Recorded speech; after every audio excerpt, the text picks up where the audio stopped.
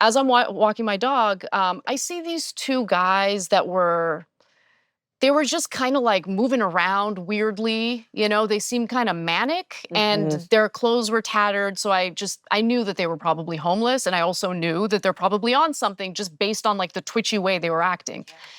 But living in LA, I mean, there's homeless people everywhere, right? So I've never had problems. I didn't think anything of it. But as I was bending down to pick up my dog's mess, one of the guys like grabs me by my hips and he had an erection. Oh, God. And just starts like humping me. And I didn't know what to do. Like I was terrified. I didn't have a weapon on me. Yep. Like I had no way of defending myself. I didn't know how far it was gonna go because it's two guys. I'm by myself with my little dog.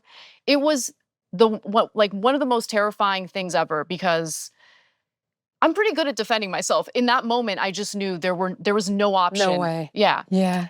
And luckily, he stopped and they just laughed at me and walked away as they were laughing at me. And so there was the fear and then the humiliation and weirdly shame. Like I felt ashamed for some reason. And it was awful. And it was really taking a toll on my mental health because I have to walk my dog, right? So at least 2 or 3 times a day, I'm going outside kind of scared.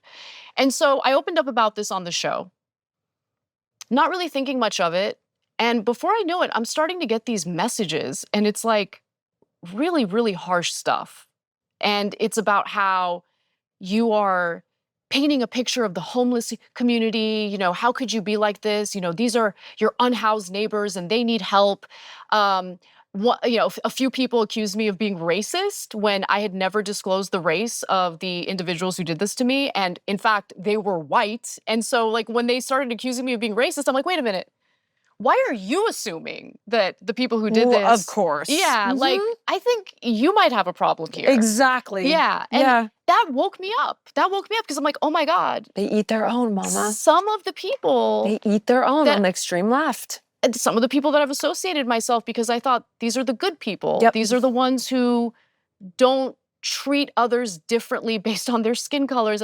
No, they definitely have stereotypes in their head and are totally blind to the fact that they have those stereotypes and in fact go around accusing others of being bad actors when they themselves need to do the work. You know, this phrase they like to say a lot, do the work.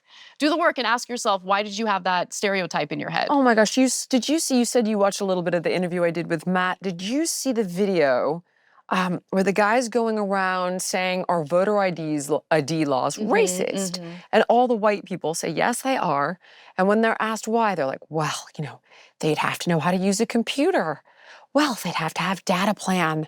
Well, you know, they don't have anywhere to go with this ID. And I thought, like, it doesn't get more. They don't see it. It does not get more racist than you thinking a person of color has nowhere to go with their ID, doesn't have the money for a data plan, can't figure out how to find the DMV on the web.